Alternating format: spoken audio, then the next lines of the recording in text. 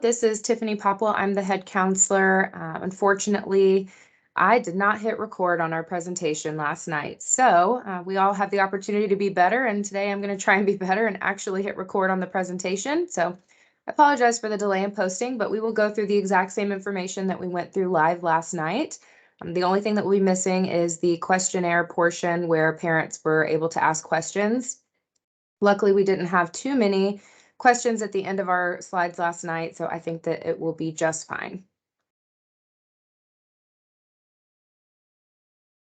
On today's agenda, we are going to be introducing the counseling department. We will talk through the registration process. We will talk through the registration timeline. We'll talk about course selection for a rising 11th grader. If your student is not a rising 11th grader, then you are in the wrong session. Types of courses at Milton. We will talk about the course catalogs and resources. We will talk about how schedule changes work at Milton. And then lastly, I will share important dates. So first off, I just want to introduce our counseling department. So I am the head counselor. I am the dual enrollment coordinator. I handle all of the graduation coach duties as well, in addition to the administrative duties for our department. This enables our counselors to focus on working just with students and helping them with whatever they need. It also helps our counselors be more available for students. So although I'm not the most accessible person, I don't carry a caseload, so I am not meant to be. If you're reaching out to your assigned counselor, they should have plenty of time to help you. Just so you know who is who, Ms. Lehman has students with the last names A through C. Ms. Hoaglander has students with the last names D through HOL.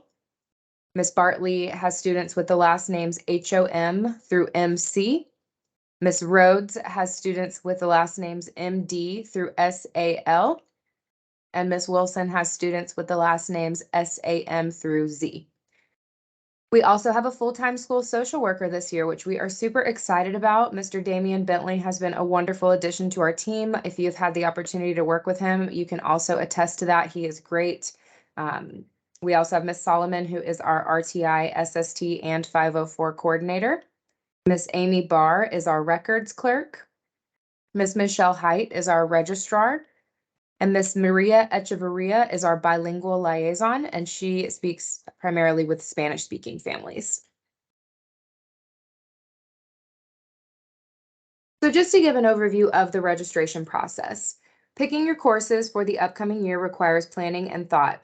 We want to make sure that you've met your graduation requirements by the end of your 4 years and that you're picking courses that are a good match for you. We do follow a specific timeline for the course selection and registration process with time built in to make educated decisions.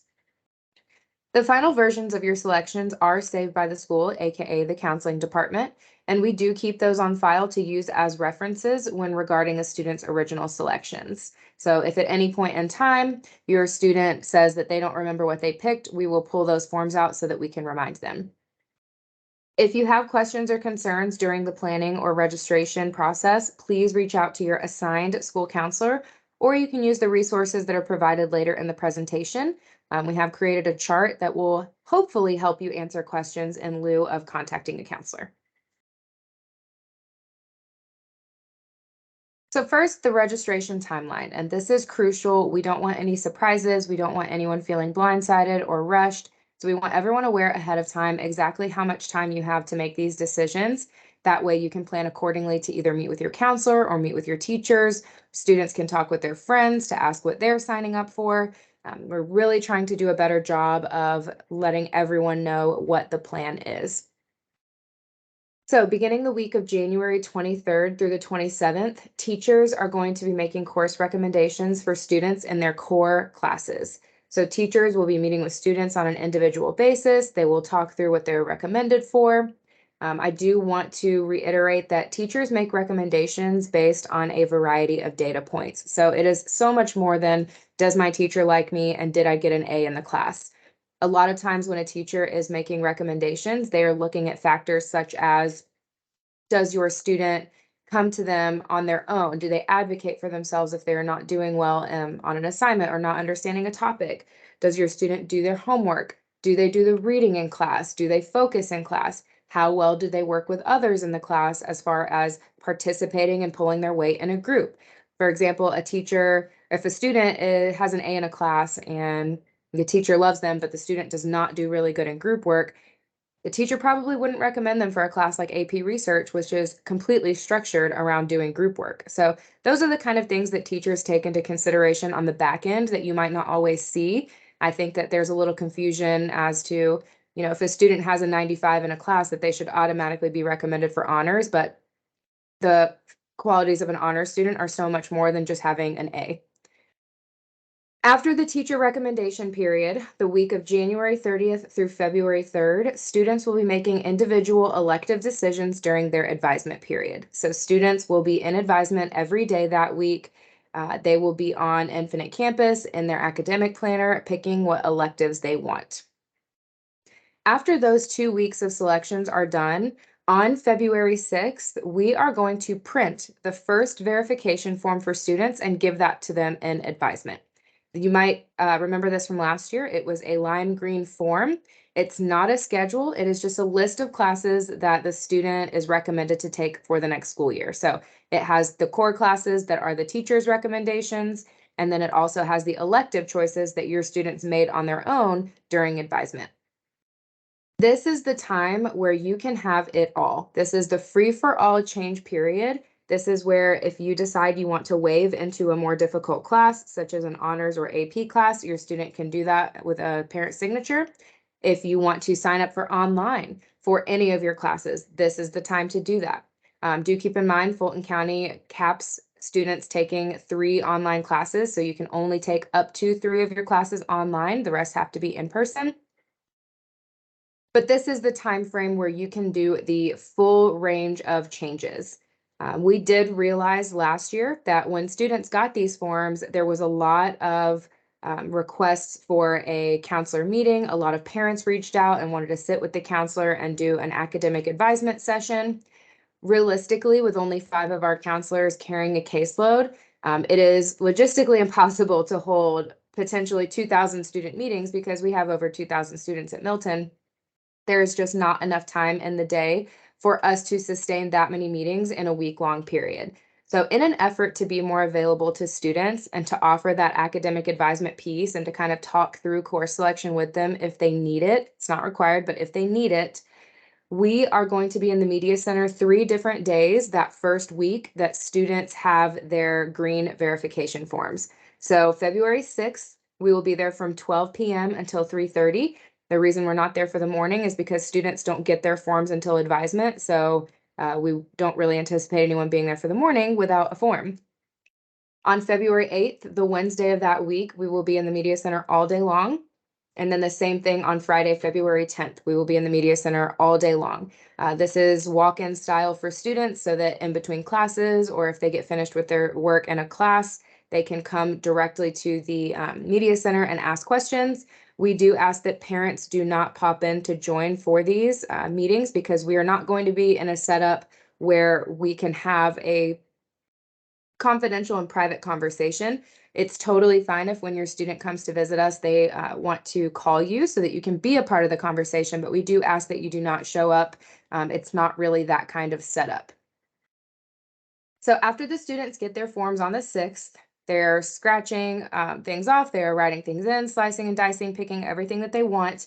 The form is due on Tuesday, February 14th. That gives the students 5 full school days the first week they have the form, 2 weekend days, and then 2 school days the following week to get everything worked out. It's longer than we offered last year. We felt like maybe a week was not long enough. So if you didn't have time last year to make your choices during the week, we tried to build a weekend into that this year. That form is due to the counselors. If you fail to submit a form, that indicates to us that all the classes on your form were correct and that you didn't want to make any changes, and you are waiving your right to do the free for all change period. We do think that that's plenty of time for a student to talk with their family and friends and make those choices. So even if your classes are how you want them, we still encourage you to sign the form and turn it in so that we know that that's what you do want.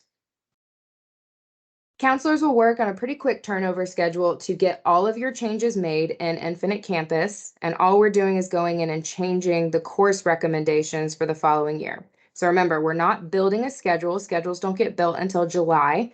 What we're doing is we are creating lists of the amount of students who want different types of courses. And I'll tell you why that's important in a little bit. Once we're done making those changes on February 20th, which is a Monday, students will receive their verification form number 2. You might remember this from last year. It was a purple form, and that is we have made all of the changes on your green form. We hope that you like them, and then we will pass out a purple form and ask you to double check it. This is not a free-for-all change period. This is for you to show us that we have fixed everything you wanted us to fix. If there was something that's still messed up, then you can change it, but there will be limited parameters. For example, if you wanted to waive into a more difficult course, that happens in round 1. We're not going to let students waive up into courses this round, but we will let students drop down if after thinking about it a little longer, they realize I actually don't want to take that extra honors class or a AP class. So in those limited parameters, students will sign the form, parents will sign the form, and they'll turn those back into the counselor by February 24th. Same rule applies that failure to submit a form or to return a form to us indicates that you don't want to make any changes and you're waiving your right to make any changes. Again, round 2 is more of a final check. Round 1 is really where you are making your decisions and all of your changes. I will reiterate one more time that verification forms are not schedules. You can put that you want online classes and that you want them in the morning or you want them in the afternoon, and that's totally fine. We do care and want to know what your preferred schedule is. We can guarantee that your student will have a seat in the class that they are requesting. So if your student says that they want AP Macro and they want to take it next year, we will make enough sections of that class to where your student will have a seat in AP Macro. What we cannot guarantee is that your student is going to have AP Macro first or second period so that they can leave early in the day. That's not something that we can offer because it's solely due to unforeseeable scheduling conflicts. Sometimes there are other classes that your student takes, and every student takes such a unique combination of classes that we don't know how they're going to fit together. So if your student wants AP Physics and the only place it can fit in their schedule is sixth period, but they also wanted to leave early every day, we can't really help that. It's just the time period that the teacher was available to teach the course and the time period that we were able to build it into the master schedule. So, we did get a little bit of heat from students and families because they felt that they were promised that they would have a specific schedule during registration. We are not making promises that you will have classes in the periods you want them, but we will absolutely make sure that if you want to be in a certain class, there will be a seat for you in that class at Milton. It just might not be in the period that you prefer. So this slide is a ton of information, and the way that it reads is on the left side. These would be considered, these are the classes that your students could potentially be in right now. And you'll notice that as students get older, the range of classes that students are in gets wider. And that's just because students start choosing their own paths and they start picking, different levels of rigor, and they want to go easier in some classes and harder in others. So there are 10th graders who are in all of these classes right now for one reason or another because every student's path is different. So the way that this reads is that if a student is currently in World Lit on level this year in 10th grade, we would recommend them for 11th Lit on level next year. So it's 1-to-1, 2-to-2, and so on. And that's how this is meant to be read. So just going through with English, if your student is currently in World Lit on level, next year we will recommend them for 11th American Lit on level. If your student is currently in World Lit Honors, next year we are going to recommend them for 11th American Lit Honors. If your student is currently in 11th American Lit, next year we would recommend them for Multicultural Literature. So that's if your student is a year ahead in English and taking on-level English. The on-level senior literature class is Multicultural Literature. If your student is currently in 11th American Lit Honors, there are 2 options for them next year. They could go into dramatic writing, or they could take AP Language and Composition, also known as AP Lang Senior. If your student is currently in AP Lang American Lit, that's the AP Lang and full year of American Lit combination class. Next year, we would recommend them for AP Literature and Composition, otherwise known as AP Lit, or dramatic writing. If your student has been recommended for AP Seminar as a 10th grader and is currently sitting in AP Seminar ELA, next year they would take 11th American Lit Honors or AP Lang American Lit. That 11th American Lit class is an EOC tested course and is a state requirement. So although your student has been taking that AP Seminar ELA class, we still would need to get that American Lit in. So if your student wants to take another AP after AP Seminar ELA, then you'd be looking at the AP Lang American Lit. The state of Georgia also has changed the math progressions starting next year. So some of these classes that you will see as recommendations for 11th grade course options look different than what you're used to, especially if you've had a student graduate from Milton already or come through anytime recently. It's just going to look a little bit different, but we will do the best we can to help you through that process. If you want to see flow charts for each grade level, those are on the counseling website. On our homepage, if you scroll down, they are highlighted red and you can click on those and see the PDF flow charts of just math progression. But just in light of current 10th graders going into 11th grade, if your student is currently in on-level geometry, next year we would recommend that they go into advanced algebra concepts and connections. That is on-level geometry to, even though it says advanced, that is an on-level class. Advanced algebra concepts and connections, that's replacing algebra 2, or what is currently known as algebra 2. There is a second option, which is not recommended by anyone at Milton, because it's an opportunity for your student to get onto the honors track, but it is a huge undertaking. It is called Enhanced Advanced Algebra plus AP Pre-Calculus Concepts and Connections. So this is essentially 2 full years of math material squeezed into 1 year. And that would be the way that your student could go from on-level geometry onto our honors track. The goal from the state, as far as I can tell, is to eliminate that accelerated track, because right now we have 3 different math tracks. There's the on-level, there's the accelerated, and then there's the honors. And so they're really getting rid of that accelerated and they're just having an on-level track and then an honors track. If your student is currently in accelerated geometry B, algebra 2 honors, next year they would go into pre-calculus concepts and connections honors. If your student is currently in algebra 2 honors, next year they would go into pre-calculus concepts and connections honors. If your student is currently in pre-calculus honors, next year we would recommend them for calculus. And then if your student is currently in accelerated pre-calculus honors, next year they could take calculus, AP Calculus AB, or AP Calculus BC, or AP Statistics, or dual enrollment math. Science is another that has a ton of different pathways. It completely depends on the order that your student has taken their classes in. If you have a student who's come in from a different school, a lot of times that is how we end up on so many different tracks. So we try to be as inclusive as we can. And we know that this chart is not comprehensive for every student. We know that there are some students who might be a little farther behind or a little farther ahead, and we work with them on an individual basis to make sure that they get the proper classes for the following year. So I don't want anyone to feel like the classes that we have on here are what you have to take. These are just generic recommendations. So on that note, if you have a student who's currently in on-level biology, we would recommend them for on-level environmental science next year. If your student is currently in biology honors, we would recommend them for on-level chemistry. If your student is currently in on-level physical science, maybe they took biology in 9th grade, we would recommend them for environmental science. If your student is currently in environmental science, next year they could take human anatomy and physiology, but the teacher has recommended that your student had an 80 or higher in environmental science as a prerequisite. If not, your student could go to on-level chemistry. If your student is currently in on-level chemistry, then you are looking at human anatomy and physiology or physics next year. If your student is currently in physical science honors, you are looking at on-level chemistry next year. And if your student is in chemistry honors and has successfully completed chemistry honors without struggling, most of those students will go to physics or AP physics, but sometimes we will see that they want to go to AP environmental science, and that would be an option for them.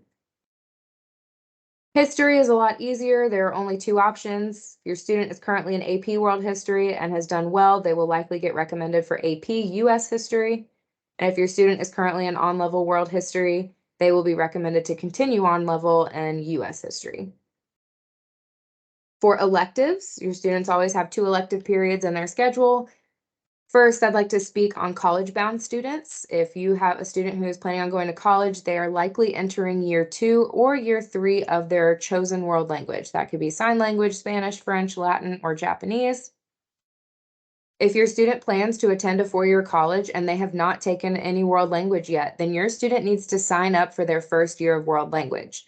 Four-year colleges require that students take a minimum of 2 years in the same world language before they graduate. So if your student hasn't done that yet, we need to get them signed up. They can take Spanish 1 as a junior, and then they could take Spanish 2 as a senior and meet those four-year college requirements.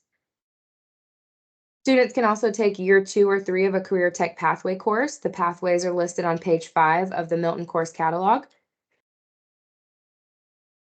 Students can also take the required health and personal fitness classes if they have not been taken. We do find that upperclassmen choose those classes online because the in-person courses are primarily ninth graders. And a lot of upperclassmen don't want to sit in those ninth grade classes, and I don't blame them. Students can also choose an additional career tech, fine arts, PE, dual enrollment elective, work-based learning, or internship class. I will be sharing more information on where dual enrollment, work-based learning, and internship information is found, so stay tuned. I do want to review the types of courses that we offer at Milton. We offer courses in person. Students can take classes through Fulton Virtual. Students can take classes through Georgia Virtual. And then starting junior year and going into senior year, we do have some students who choose to participate in dual enrollment. Our in-person courses are just that, they're face-to-face. Once a student signs up to take a course in person, we do not permit them to change to online at any point, nor do students who are online get to move back to in-person. And our reasoning for that is the registration process and verification process is set up so that we can allot for how many teachers we need to hire to have in the building, or to not have in the building. So if we have 80 students say they want to take AP psychology, we need to make sure that we hire a teacher who can teach enough class periods that will hold 80 students worth of AP psychology. If a student signs up for the in-person class and we create a seat for them and then they decide they want to go online and we let them do that constantly, then you run the risk of class sizes being less than 10.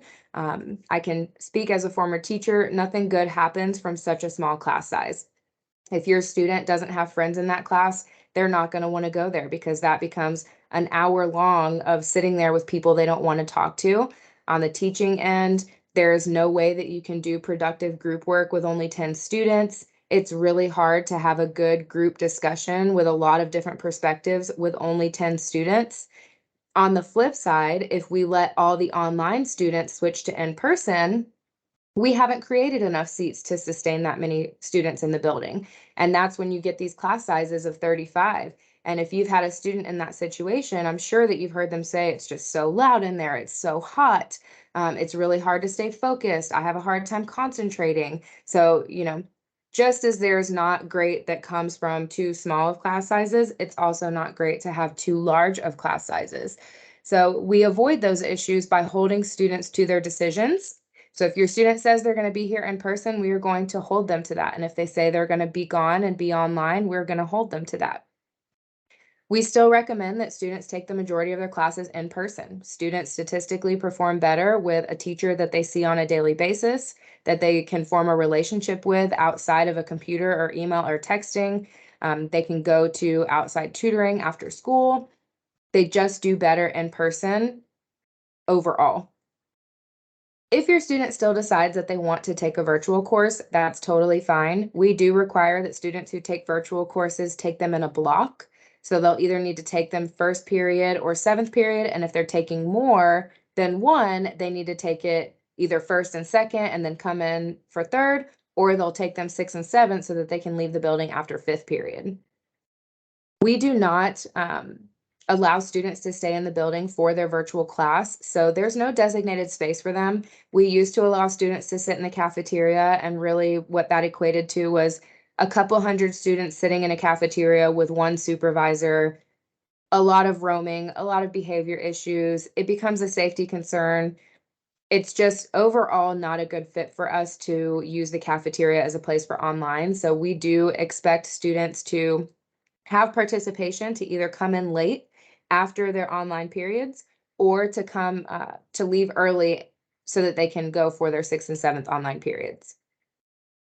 We do get a lot of questions about what the difference between Fulton Virtual and Georgia Virtual is, so I'm hoping that I can shed a little bit of light on that. Fulton Virtual is self-paced. It has fewer deadlines throughout the semester, so it's really popular with the students because they don't have to hit certain checkpoints throughout the semester, and it allows them the opportunity to procrastinate, and procrastinators love that class. For those students who are super busy with sports, they have part-time job, or if they are in some kind of fine art activity, it is an advantage for them to not have the deadlines. A lot of times they do really well with pacing themselves. They know that I'm gonna not get as much of the class done by February as I want, but when February comes, I'm gonna knock it out. And that's super important when it comes to virtual classes. But overall, we do see Fulton Virtual has a higher likelihood for procrastination. We see high levels of stress toward the end of semester when students who do procrastinate get to November and realize they're only 10% done with their class, and there's actually a full semester's amount of work that they have to do. And that does get stressful when they're doing their final projects and when they're rounding out the semester for the rest of their classes.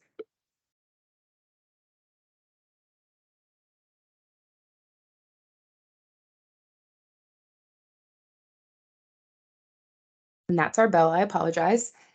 But we see a lot of stress at the end of the semester, and we can't just drop a class because the student dropped the ball, so to speak. I mean, there's not really an option that we have where we're going to save a student, or where we even can save a student who has not been working to stay on top of their classwork. A lot of times it's a decision a student makes is to not work on that online class. It becomes an out of sight, out of mind type activity, and we encourage students who are really responsible to do online, and if a student is not super responsible, then we recommend that they do their course in the building. Statistically, students earn lower grades in Fulton Virtual if they're not staying on top of their coursework. Um, Fulton Virtual is a completely separate school, so it's not the same as it is at Milton, where we can tell a teacher they have to offer an extension or they have to make an exception. They make their own rules and they don't have to follow what Milton does. So I think that always comes as a little bit of a shock as well, that they are a completely separate school and they have their own parameters that you have to abide by. On the flip side, with Georgia Virtual, they are also self-paced, but they have more periodic deadlines that help keep your student on track to finish the coursework. This is less popular with the students because, yeah, there might be something due every 3 weeks in your online class, but statistically, students are earning higher grades in GAVs because it's just more structured with the pacing. So, as much as students hate their deadlines, it keeps them working to where they will not end up at the end of the semester with this huge, massive amount of work that they have to do, because the way that their program is set up is that they have to work along the way and they can't procrastinate the same way that they can with full and virtual. Dual enrollment, our information night is January 26th. It's at 6 p.m. in the Milton Auditorium. So if you have any interest, or if your student has any interest in dual enrollment, I highly encourage that you come to that presentation. We'll really dig into the specifics of what does a dual enrollment student look like, what are the grade requirements, what does the application process look like, what's expected of the student, what the school does, what the college does. We will cover all of that. Um, Dual enrollment is really only a good decision for a student who is extremely responsible. And the biggest thing that I can share is that to be dual enrolled means that your student is enrolled in high school and your student is enrolled as a college student. They are enrolled in two completely separate schools. They are juggling two school emails. They are juggling two school sets of rules, parameters, guidelines, deadlines. And so your student needs to be responsible and checking their email on a regular basis for not only Milton, but also for their college. As a high school counselor, I am not your student's parent or guardian. Therefore, if I were to call the college to try and get information on their dual enrollment class and what their grade is, they'll tell me to kick rocks. They're like, "Who are you? You're not a parent." We're not going to give you any information. You need to have the student with you to call. So, they truly do cross that threshold of we don't get to baby them as much and they have to really be on top of their own stuff.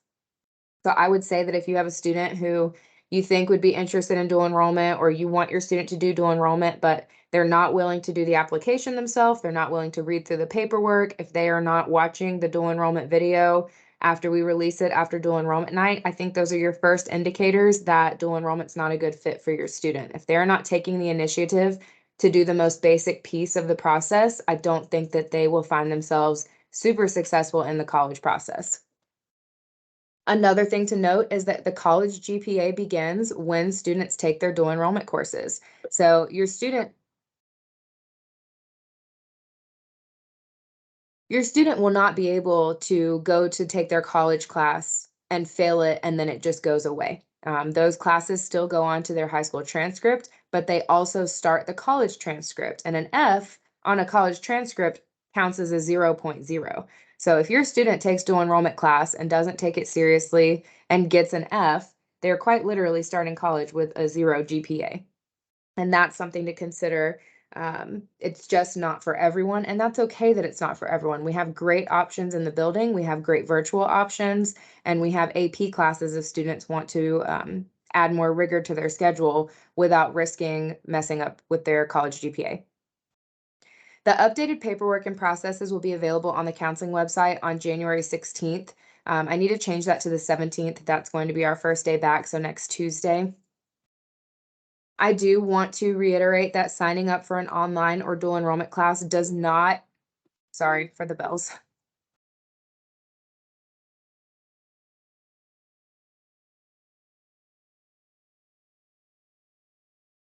So signing up for an online or dual enrollment class does not guarantee that your student is going to get a parking pass.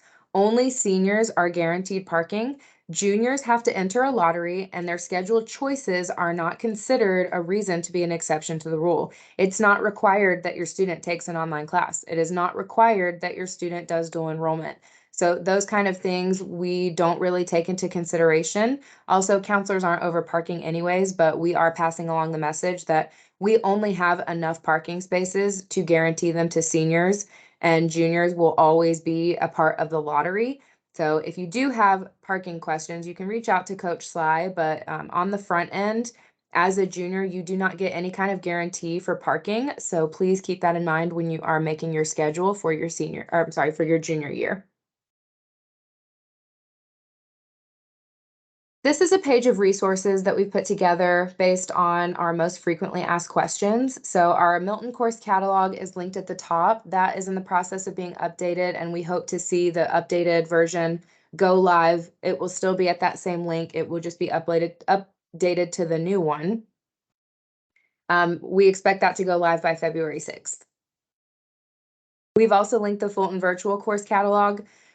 We don't expect to see the course catalogs for next school year until probably April, and we're aware that that's outside of the registration period, but those classes typically don't change. So you'll be able to see what those schools offer, and you can make your selections using those catalogs. Fulton Virtual is linked, Georgia Virtual is linked. We also have AP fact sheets, which are extremely helpful. Those are something that Milton has put together with the AP teachers to kind of give information on what the class looks like at Milton. The teacher shares information on about how much time your student can be expected to be spending on that class per week. If students participated, they give feedback on how they think that class compares to other AP classes at Milton. On each of those AP fact sheets, we also have links directly to the College Board website. They are the ones who basically create the curriculum for all AP classes, and AP testing is through College Board. So if you want a preview of practice tests and what the curriculum flow looks like, that is linked directly on each AP fact sheet so that you can save yourself some time digging for information. I've linked our dual enrollment information page. Like I said, that won't be updated until next Tuesday. I just received the updated paperwork this week, and I'm still working to upload those to our website. If you're interested in work-based learning, internship, or the Hire Me seminar, I've linked our Milton Tag website, and then I've also linked, not linked, but shared the names of the two people who are over those programs. Counselors do not give students permission to take work-based learning, internship, or Hire Me. Those are completely run by Miss Denny and Dr. Wagner. So those are your main points of contact if you have any questions. Those classes are set up to where Miss Denny will email me and say, hey, you're allowed to put these kids in internship. And Mr. Wagner will say, hey, you're allowed to put these kids in work-based learning. We don't get to do that independently.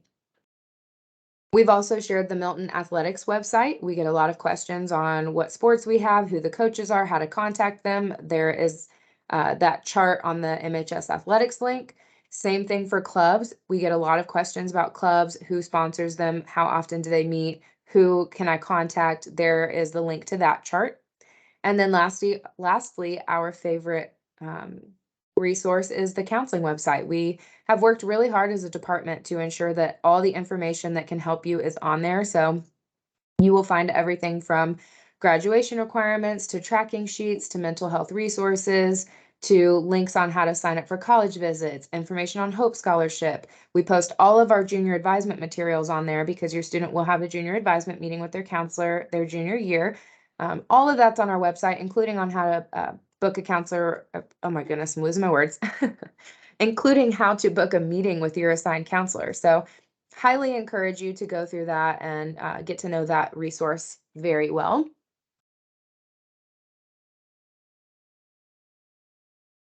I do also want to touch on schedule changes at Milton. So we consider that the choices that students make during registration to be final.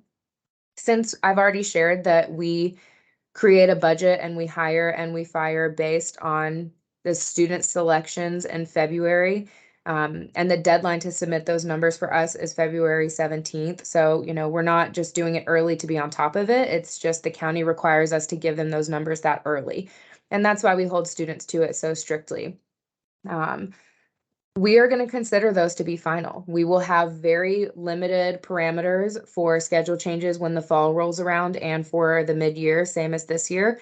We feel very lucky to still be able to offer schedule changes because a lot of neighboring schools don't do schedule changes at all once the school year starts. So, we'll take what we can get, but we are moving in that direction to where we make as few changes as possible because in all actuality, disrupting a student schedule is not the greatest anyways, aside from the budgeting piece.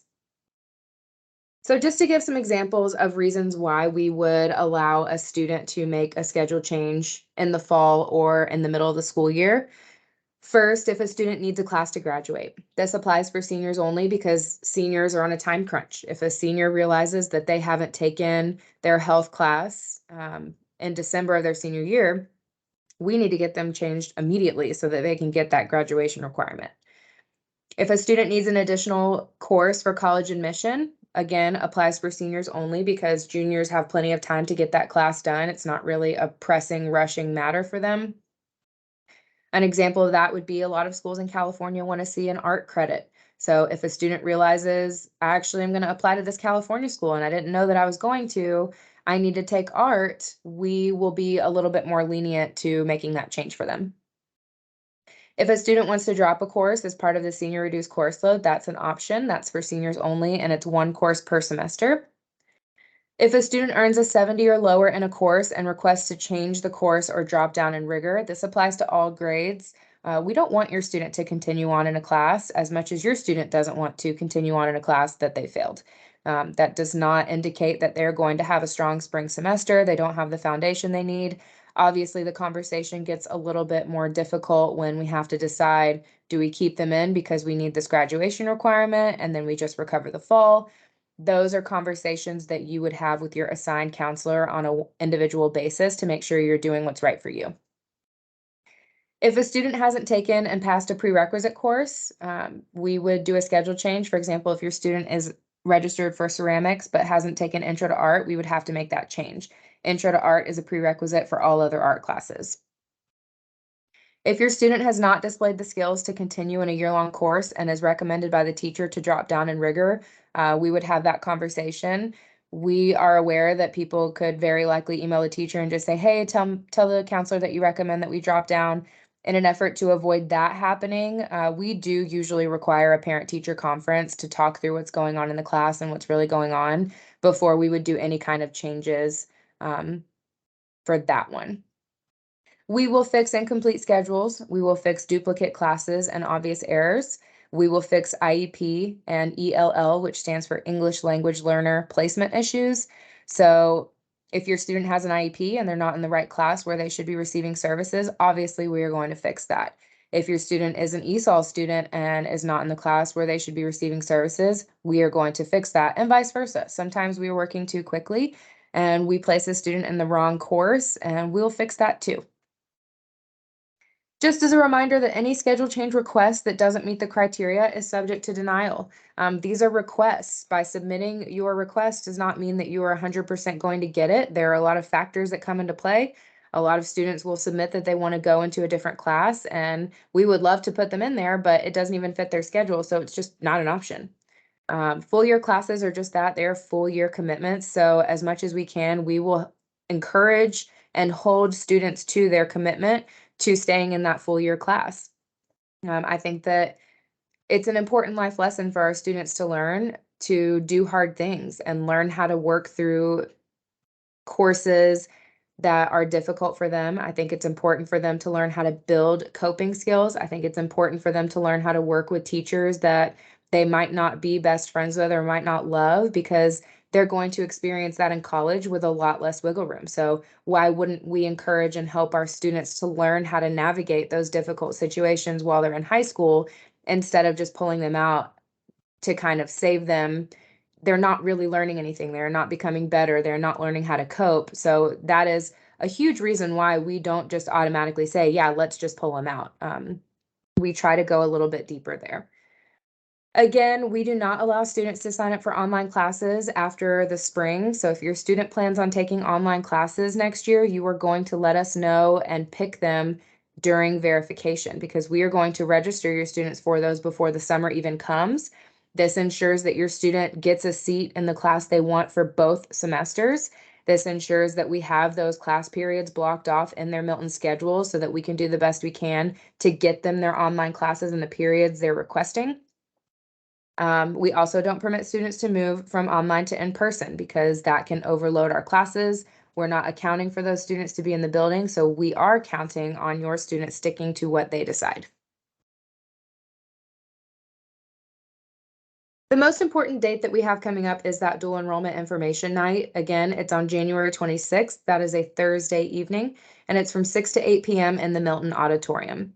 If you're not already following us on social media, our counselor, Miss Rhodes, does a fantastic job of keeping up with our socials. Our Instagram is super informative. Our Twitter has almost all of the same information. We will be posting these videos and our parent night videos that we do have. Majority were from COVID, but these registration sessions will be on our Milton High School Counseling YouTube. I have also linked the Milton High School website and the Milton Counseling website, because I do still feel like those are great resources for you as well. And since this is a second recording, or first recording, but at the wrong time, there is no one here with me to ask questions. So if you have any questions after watching this presentation, please reach out to your assigned counselor. I would prefer that you don't reach out to me, only because a lot of your student situations I don't know. So do reach out to your assigned counselor. If I can help with any generic questions, I'm more than happy to do that also. I do appreciate you listening if you made it to the end of this presentation, and we are really excited that we can share this with you ahead of time. We're excited to work with you. We are here to help you, and I'm hoping that some of the changes we're making allow you to feel more comfortable with the process and more aware of what's going on and ready to take on our 2023-2024 school year. Thank you again so much. I hope you all have a great day.